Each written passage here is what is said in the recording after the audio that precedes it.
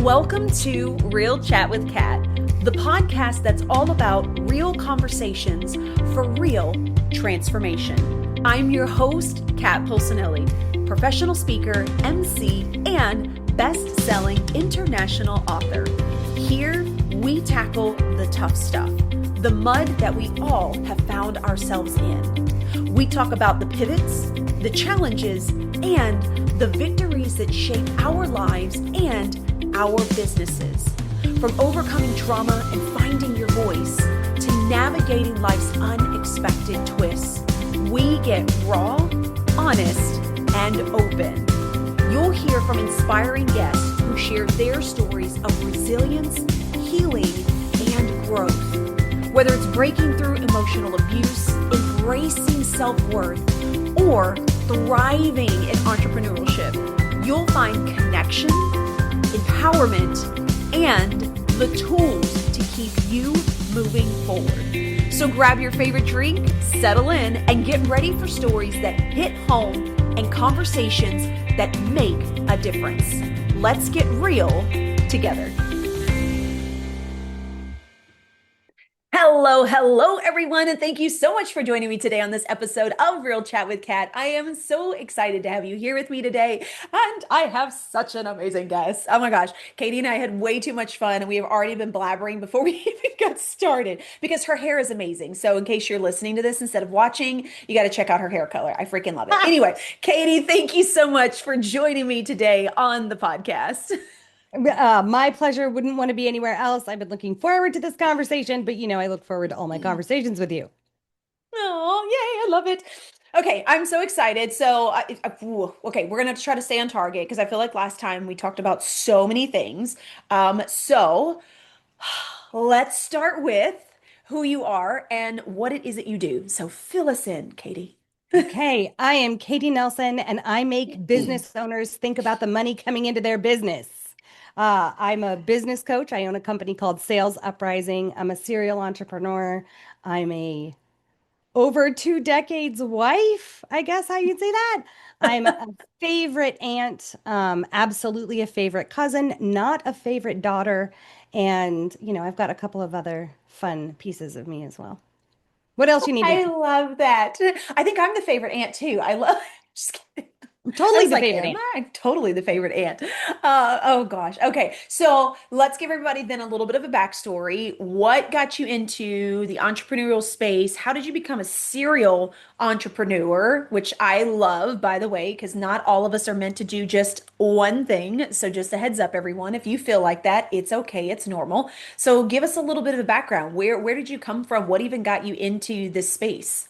So the house that I grew up in with my dad and my bonus mom owned her own company with her brothers and sisters, and my dad owned his own machine shop. And my dad and my grandpa owned their own construction company.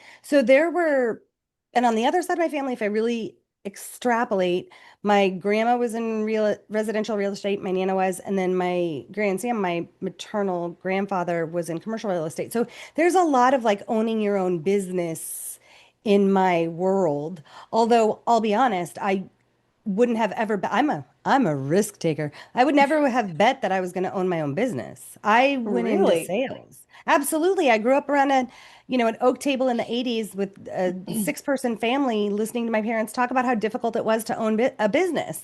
So, Mm. no, this is not like what I had planned or what I had thought. One of my best friends, her name is Jen Dalton. She wrote a book called The Intentional Entrepreneur. I'm sure you can go find it on Amazon. But I would be the accidental entrepreneur. So, how that went further is I grew up in Arizona. My husband and I got married. We moved to Northern Virginia. I ended up falling into a career in professional services and IT staffing, and it was like a duck to water. I loved it. I'd been selling my whole life, and the position that I held there in business development was in deep, deep consultative client relationships and delivery, and I loved it. So the first two businesses I co-owned were in that space. And Okay. then when that ended, I was like, okay, I'm 40. Is this what I want to do still? And I was like, no, it isn't. I want to teach people. So many people think that sales, especially business owners, right? Business owners, people who actually find themselves in the sales space, think it's so many things that it isn't. And so I'm like, okay, well, look, people, it takes money to breathe if you live here on earth. So we better make you your money. So that's how I became a business coach. I love that. You know what's really interesting is you're not the first person that I've spoke with that had people around them that were entrepreneurs and actually decided to do the opposite because of the same thing. Like all they heard was how hard it was and they were always working all the time. And so it's really interesting to think about that because most of the time you hear the stories of, my family always worked in corporate and I wanted to do something different. But like this is a really interesting reverse situation. It 100%. Like, so owning a business isn't easy. And if you grow up in an entrepreneurial family, you know that more than most. I think that the reason why I went into sales was to help entrepreneurs, right? Like, so the reason why I've sold Oh. mostly in small business the majority of my life is because I'm like, look, all you small business owners need some help. Like, my mom was on the finance side. My dad was a solopreneur. I mean, he had a couple of employees in the shop, but he had to deliver on his business, sell his business, market his business. He wore all of the hats. And sales isn't an innate gift to anyone, not even to the people that if you close your eyes and you're like, I love Barbara Corcoran, right? Like whatever amazing salespeople you love, they weren't like out the womb, like, hey, let me sell you something. It is still a skill. You can acquire it and it's Yeah. available to everybody. And it has to be available to people who decide to run their own businesses. So, Yes. yes, I think I went into sales to help business owners. But then Oh, I that became makes a so much really sense. yeah, then I became a really expensive salesperson. So I've sold over $150 million in product and services in my life. So as a salesperson, there's I could do that over and over and over again, or I can teach people about bootstrapped startup business success and have them go create their own sales. And I can say, look at what a bigger impact I can make.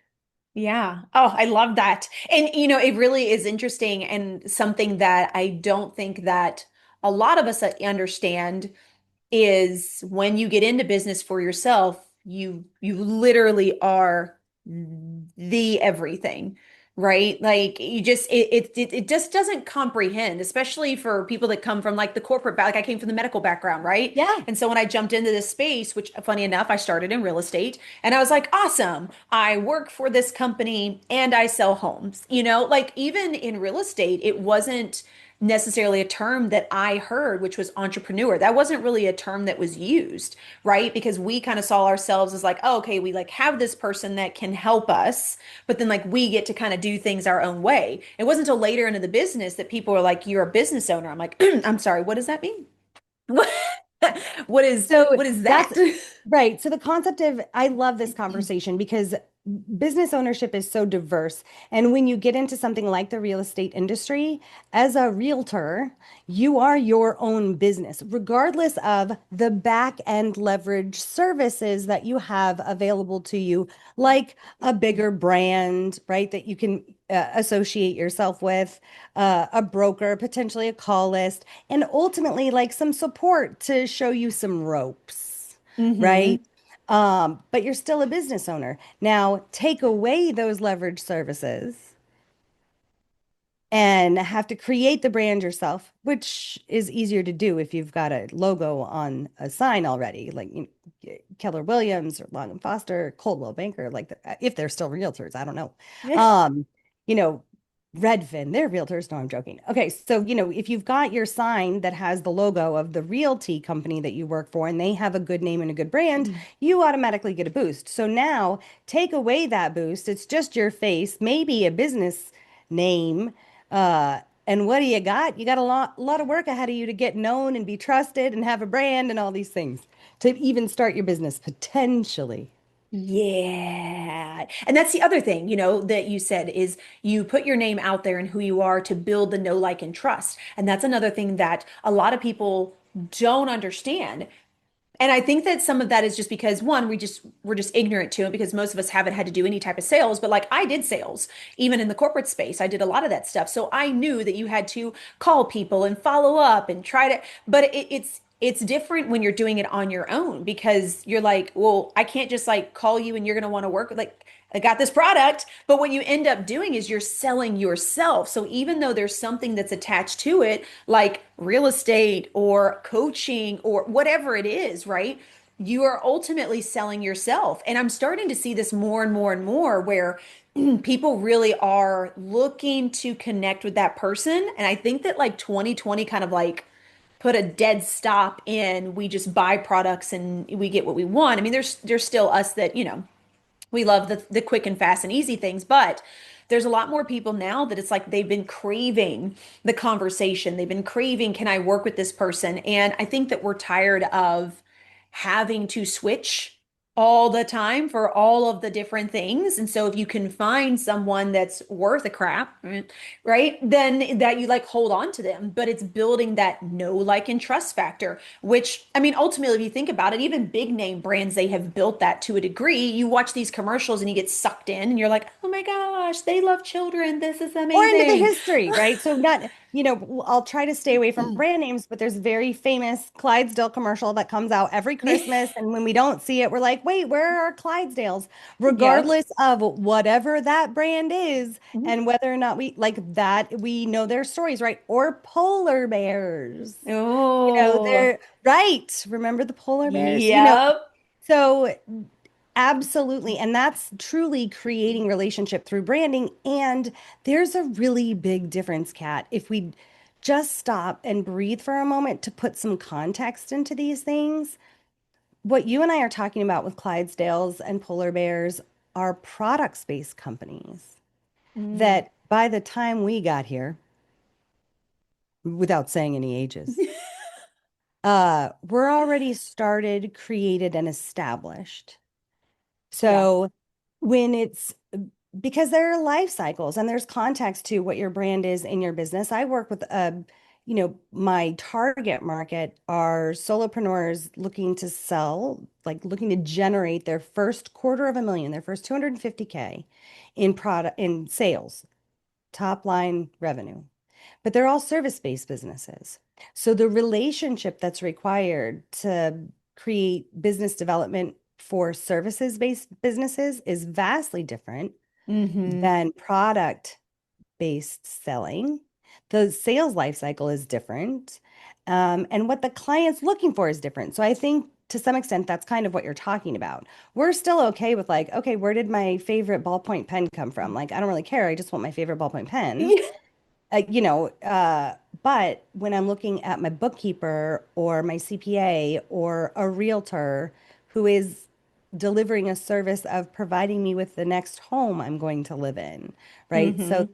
while you could say that the house is a product, that's not really the percentage y'all get paid, right? It's for all the work and effort you put in finding the right thing, and Yep. making sure that your potential client is comfortable with that option for them. So, uh, yeah. So for me, in the beginning, 100% you're selling yourself. A lot of my clients are people who were wildly successful in sales before they became entrepreneurs. And the Mm, that makes wall that, sense. right, the wall that they come up against is, Katie, when I'm hiding behind the face of something, like I didn't know that this is what I was doing. And I don't like that that's what it seems like it was. But if it's Yeah. got somebody else's name and face on it and I believe in it, I can go full bore and be like, hey, oh my gosh, this is amazing. You should get to know this person. Like think about how Yes. much easier it is to It sell really is. everybody else. It really, really is. Oh my gosh. Yep. Nope. Wait, we have to totally Oh, touch base I on kind this of one thing. Yeah, go because girl. yes, definitely. How much easier is it when you are selling someone else than Okay. when you have to sell you?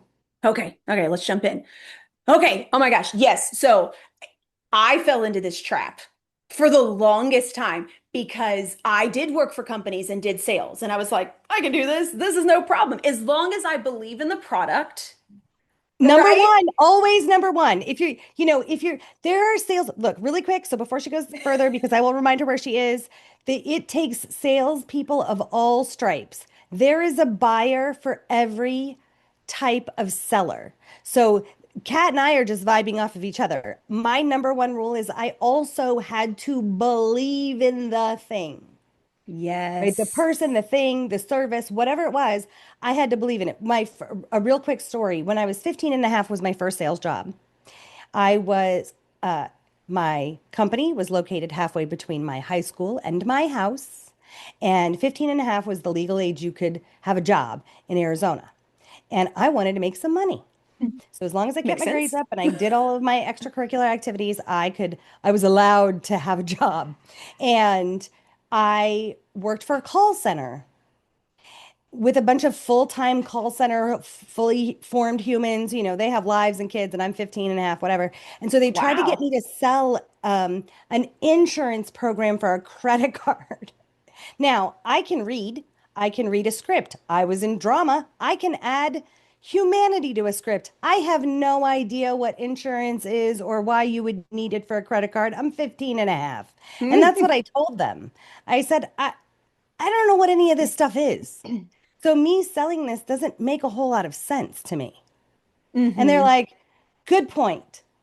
And so they go back in their annals of all of the things that they have options to sell. And so I got to sell like golden books, book clubs to like moms whose job it was to take care of the kids.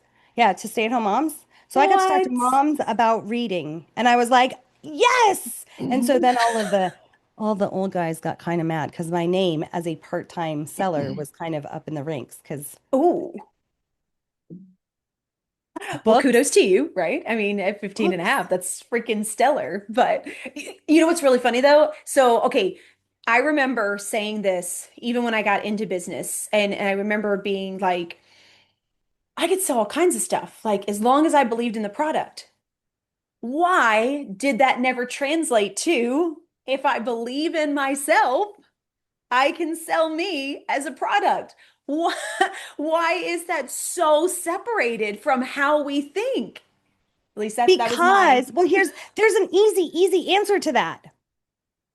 In addition to one, so everybody believe in themselves, it's beautiful. But the thing that you're selling is brand new. So it may not be that you Mm, don't believe in you. When you're first starting out in business, there are so many things that you are figuring out. You're literally building the bicycle, the plane, like whatever that saying is that people love at the exact moment, right? It's only birthed in your brain and then out on paper, and it's not real until it's delivered. You have to mm. deliver it to the client. So until that process gets going, when people talk about imposter syndrome, sometimes I wonder if it's not that they're the imposter, it's what they're trying to give their people. Like that's the imposter. They don't know if it's going to work yet. There's no proven thing. There's no, it.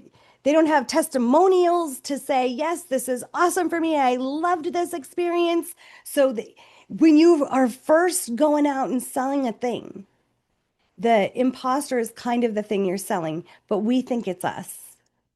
Oh, I love that. That is a really interesting way to look at imposter syndrome, which I feel like imposter syndrome has always kind of confused me to begin with Oh, because I'm thank like, God, I because don't. I hate the term. Honestly, I hate the concept of imposter syndrome because I don't, imposter syndrome means I have to believe in somebody else's definition of me uh, Mm, so that I can be something else. And I'm not really interested in that. So I love even that. even if I'm not the best version of myself at a given moment, I'm not an imposter. Even if I act outside of myself, even if I act out in a way that I have never acted before or said something that I've never said before, it's not an imposter. It's still me. It's just me making a bad choice and a mistake. Okay, see, I agree with that. I feel like we have like different versions, and that's what I always attested it to was like it's just a different version, right? Like there's this one version that did things this way for so long, and now I'm trying to grow, which means there's a different version, so I do things differently. So I agree with you. I had a really hard time connecting with imposter syndrome.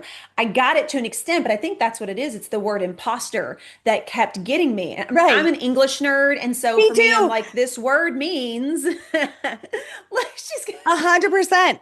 Like I'm not gonna, we don't have to talk about it now, but there's history is in here, like yes. So, and all the words, we don't judge against words. Words are meant for reasons. Do you know there's like 27 different words for snow in the native Alaskan languages? Because think about how Really? much types of snow they get. Think about the different Oh, words for, I grew up in Tempe, Arizona, which is in the Sonoran Desert, which doesn't have a whole lot of rain. But I was born in Northern Virginia, where there's tons of rain. There's drizzle, there's mist, there's fog, there's a downpour. In that's true. Arizona, there's like no misty rain.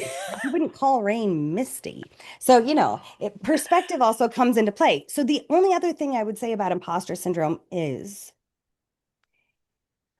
to your point about how when you're a business owner, especially when you're first starting out and you're bootstrapped. So you're not a tech startup, you don't have funding. Those aren't the businesses we're Mm-hmm. talking about necessarily. We're talking about every single one of us and our neighbors who is interested in making our own money under our own steam, right?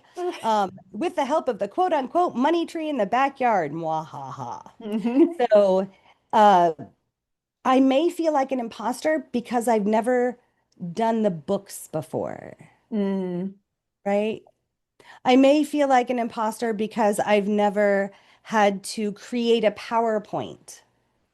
So when we're talking about all of the different pieces of owning a business, especially when you get started, the administrative pieces, the operational pieces of owning a business, even mm-hmm. going to your SEC and getting your tax ID number with the IRS. All of it makes you, because it is new, it makes you feel like maybe you're not a business owner. Makes Or we could sense. decide that's just a rite of passage. I'm actually doing it. Look at me. I have a tax ID number. I filled out the paperwork online and I paid the $10 or whatever it is. And now I have a tax ID number. If we just focused on the taking the next step in front of us, we're doing the do, like you're doing it. So there's no Mm-hmm. imposterness. I think we all think that we have to be the experts, or by me saying I'm a business owner, I'm saying I'm an expert at a thing. Please let me be clear. I am not. I mean, I have 10,000 hours plus of both sales and business ownership in and of itself, but I am not, and I'm an expert level skill set in things, but I'm constantly learning. I'm constantly learning new ways. If you think that I'm a business owner, therefore I'm an AI expert, like that's your thought. That's not my thought. So do I feel I have the choice to feel like an imposter because I'm Mm-hmm. using AI as for a part of my business as a non-expert, or I can say, "Yep, that's me on the entrepreneurial journey of learning new things daily." Like Yeah. Yeah. And again, like you said, it's a perception shift. yes, It's the way that you view things. It's the way that you want to use the wording as well. And I kind of think that it equates to, and I really hate this term, but the fake it till you make it. I not a fan of the term, but what I will say is, if you think about it in that way, you're speaking to the next version that you want to be, right? When I got into the entrepreneurial space and I knew that I wanted to speak, I was like, I want to be a speaker. And then yes, it was, oh, well, I got to chat with these people and I got to speak in front of this small group. And it was like, no, no, no. I don't want to be, I am. Like that yes. is who I am. I'm just getting better at it, right? As I've been doing it over the last few years. But it's kind of that, it's that shift of seeing yourself in that space because you know that's the direction that you want to go. And I think that that's very different, but we get caught up in words. And I think our words make us stumble over who we see ourselves as or who we think we're going to be able to be because we've identified as this one version for so long that we have a really hard time separating from that and saying, no, no, no, I'm actually this now, right? It's very hard for us. I had a really hard time with that. So I find it so fascinating. So two of my businesses were in professional services and staffing, and there's huge conversations. You can find lots of research around men applying for jobs and women applying for jobs. So if we take it back to our careers, how, right? How men Yep. will see a job description and be like, 100% I can do all those things. Now, if you go look at their past, they may or may not have had any experience in doing that, but they look at it, it's where they want to be. So they have already crafted the story about how this is their job and they can do this. Yep. Whereas a woman sees that potentially and goes, okay, so this is where I need to get the experience for me to be qualified for this job, It is so right? crazy. It's so So, crazy. or it's literally just a difference in how neurology is, depending on your DNA makeup, your hormonal makeup, like it just is a difference in thinking. Yeah. So I think the bigger conversation is how anyone talks to themselves and can educate themselves on how imposter, like when you say you have imposter syndrome or anybody, my first question is, oh, who are you trying to be? Yes. I think that's a You know, great question for people to ask themselves. right. And as soon as they do, they're going to have some cognitive dissonance that may help them work through the actual, oh, no, I'm exactly who I'm a business owner. I have the most amazing clients. I've been doing this for a year. I've got a couple people working with me. Like, no, no, no, it's not who I'm trying to be. And what they come to is I say that because of what I'm not in their own head. Mm. And as soon as they realize that, it's like, oh, like you come, smack dab up against this like wall in your brain that's like, I'm not an imposter. I'm Katie Nelson. I'm a sales catalyst. I'm all love, no bullshit. Like this is who I am. Like Yep. I'm not saying I don't even know who else I would say I am, right? Like I have like a blank. I don't know. I'm not some Yeah. like celebrity influencer. I'm not trying to be that. I'm trying to be this person for the people who need this in this moment that can hear me. That's it. It's not real difficult. Yep. And that's the other thing too is, and I think this kind of rolls into sales and this rolls into the entrepreneurial space. And honestly, just as a human, we have to remember that we are not here to be for everyone, right? That's friends, that's family, that's I wondered where you were going to take that. That's hilarious.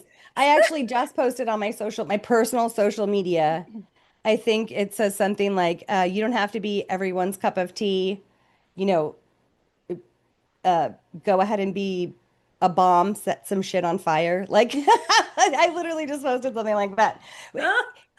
Our purpose on earth isn't for everyone, if that's your Mhm. point. Yeah, it's So, not. And that's the same thing when you come to the entrepreneurial business. space and sales and business, or to be honest, I hate to say you guys, tell it you guys, in personal life, because in personal life, if you struggle to be that for everyone, you are being that imposter and you're not being true to yourself. So it's really interesting for me when I think of the things that we talk about and we're learning and we teach when we're in the business area. And I'm like, dude, you can apply this to everyday life as well.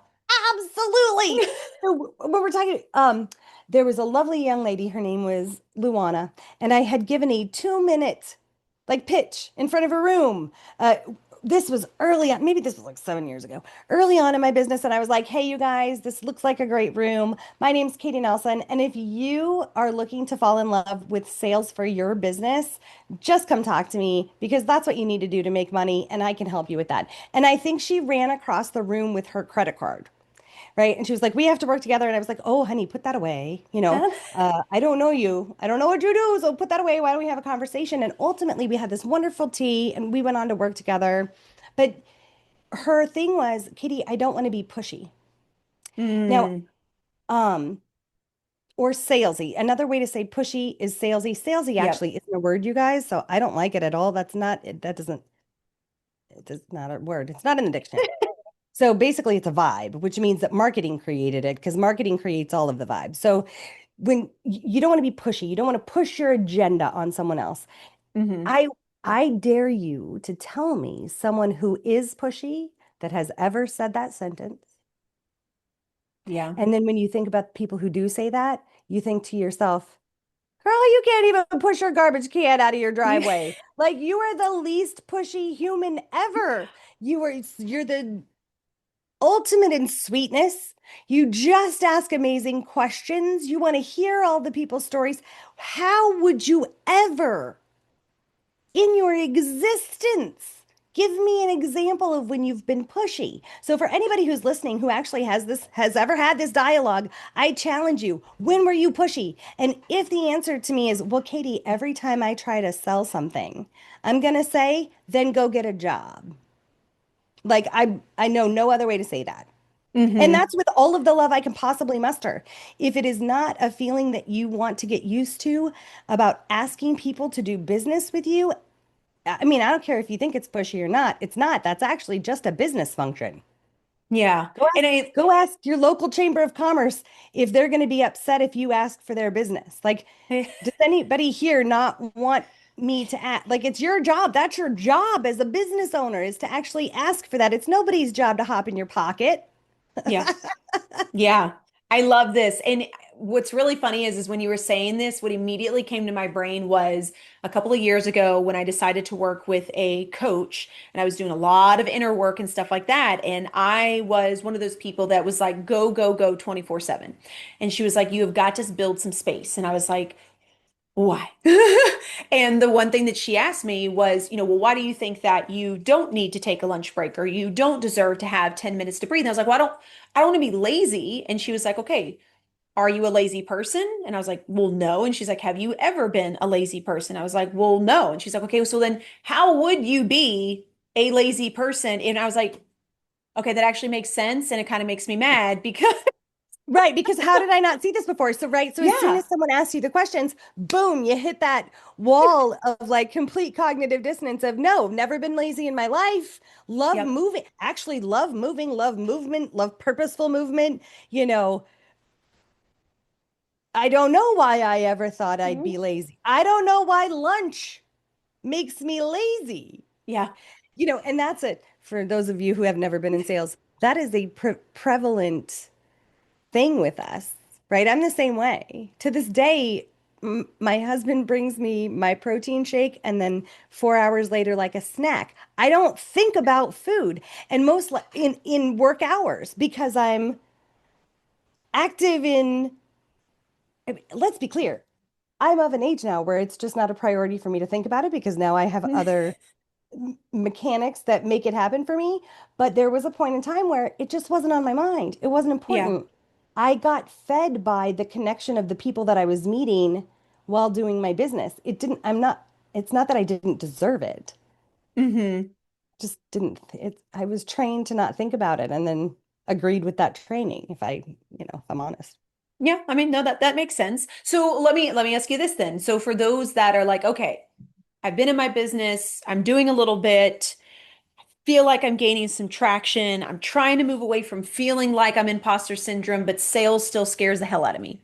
Yeah, What is something that you can give to them? What is a like starting they're not gonna point? like it. I'll warn you guys, you're not gonna like it. Ah, that's okay. You're gonna hate my answer. Keep doing it. So, uh, I probably wasn't as good at sales when I was 15 and a half that I am when I'm 50. I am not going to be, I just created a new program for myself. I'm not going to be as good in sales in the program that I just rolled out that is brand like shiny, just straight out the womb program as I am what I've been hawking for 9 years. Right? And that's a person who knows sales. So, give yourself like y'all are giving yourself so much pressure. There's an analogy. So if you close your eyes and the pressure of selling becomes suffocating, you get super scared of it. You're really fearful. You're shrinking, you're shrinking, you're shrinking, you're shrinking until you become a shrink-wrapped business. And one, that's kind of antithetical to being a business owner because all of us created our own businesses for things like freedom. Hello, number one reason you create your own business is for freedom. Money freedom, time freedom, freedom from a boss. Like freedom is the name of the game. Yeah. If you allow yourself to let your fears, we'll talk about your sales fears, get to you, you have no freedom whatsoever. So the practice isn't even necessarily in selling. The practice is in giving yourself as much space to maneuver as possible. So be easy about it. Know for a fact. You're not going to close 100% of your sales. You're just not. And if you challenge me, hello at salesuprising.com. If you want to yell at me and say, Katie Nelson, I 100% close 100% of my deals I close.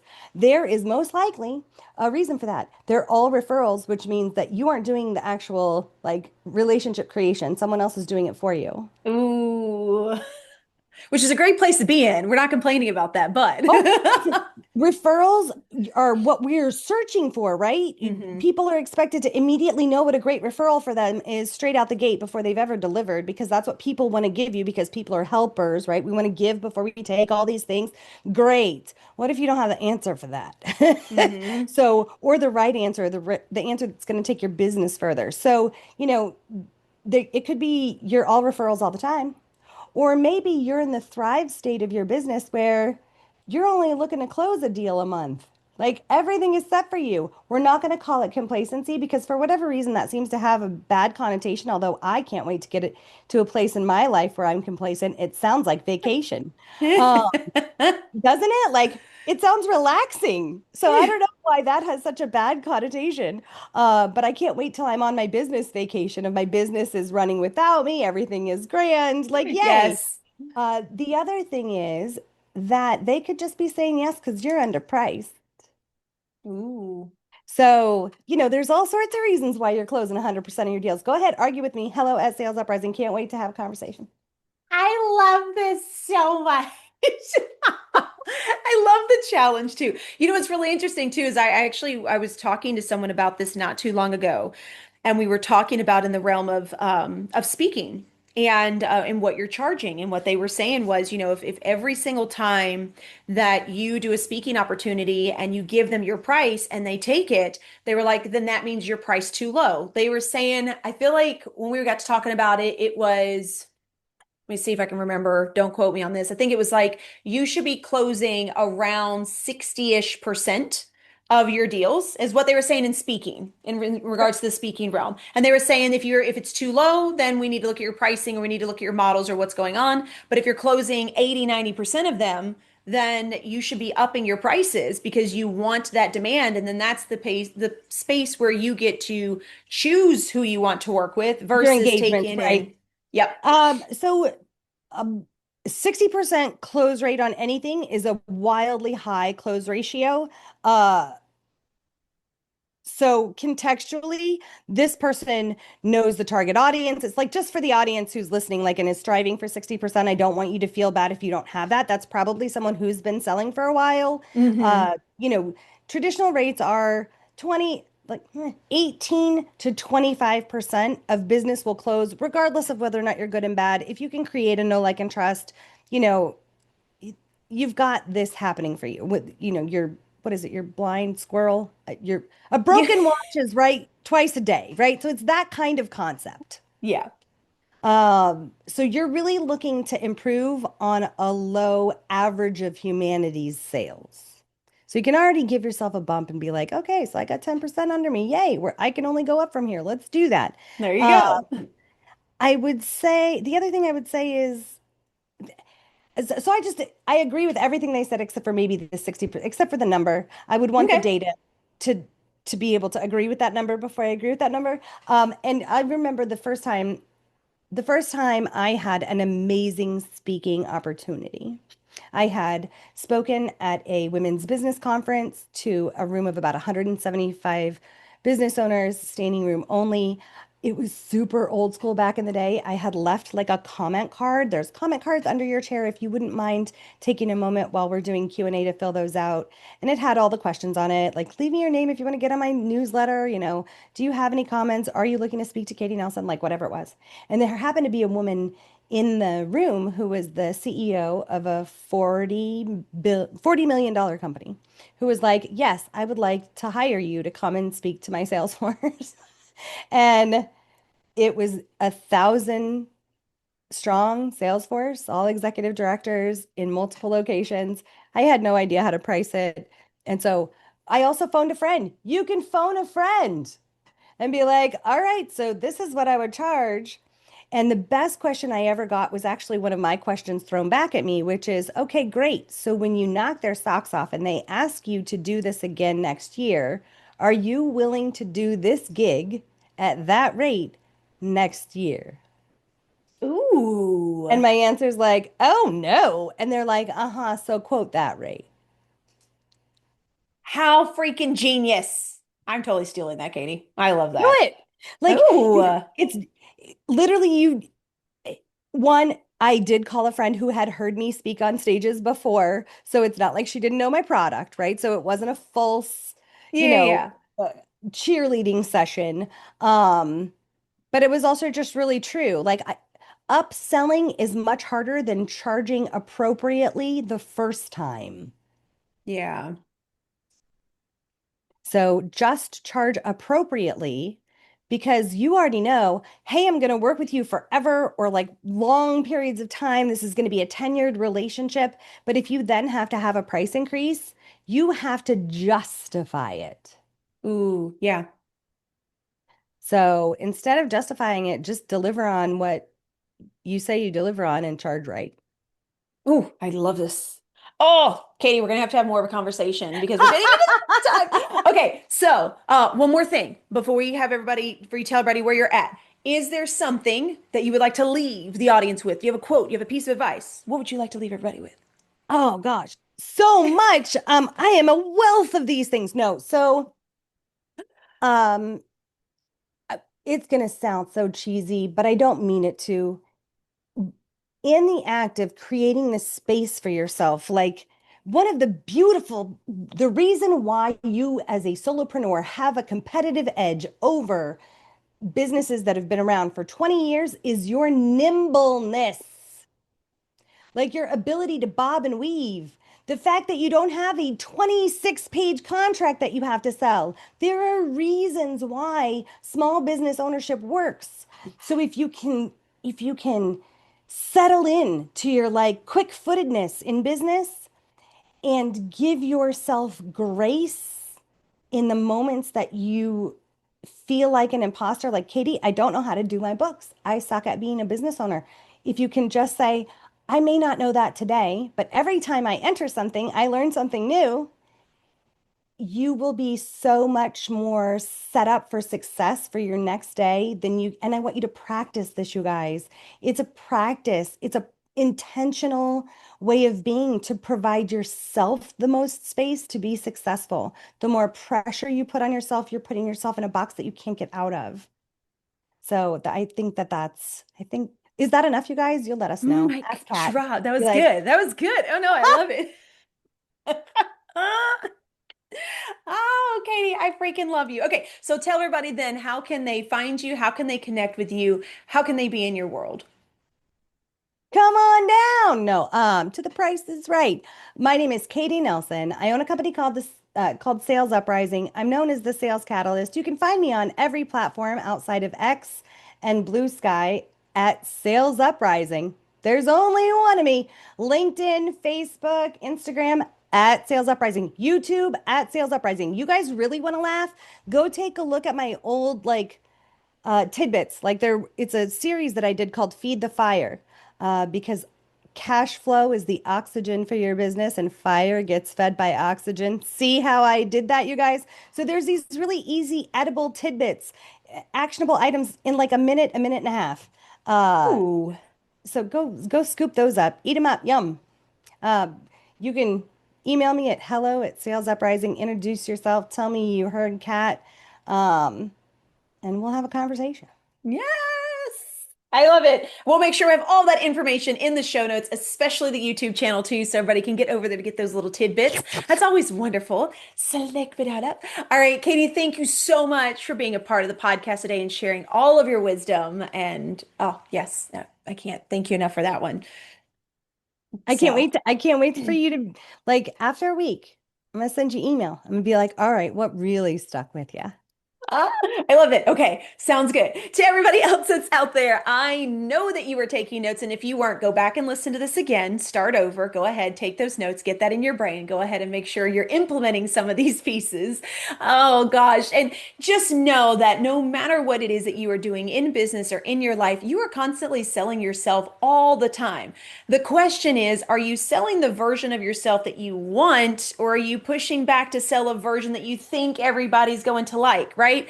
That is going to get you in all kinds of different opportunities or areas that you don't want to be into. So I strongly suggest that you pay attention to the questions that Katie has asked you throughout this. I think they're amazing. They're super simple. And I think we need to get back to realizing who we want to be first and how we want to put that out there before we try to remember or pay attention to how other people are judging us. So, okay, until next time, do one thing positive for someone each and every day and see the difference that it makes in your life. Catch you later. Thank you so much for tuning in to Real Chat with Kat today, where real stories meet real solutions. If you loved today's episode, don't forget to subscribe, leave us a review on Apple, and share this with someone who may also need to hear this as well. Let's also keep the conversation going. Follow me on socials at The Lotus Effect, connect with our incredible guests, and remember, you are never alone. Your story matters, and you have the ability and the power to rewrite it. You always have a choice. Until next time, stay strong, stay inspired, and keep showing up as the incredible, unstoppable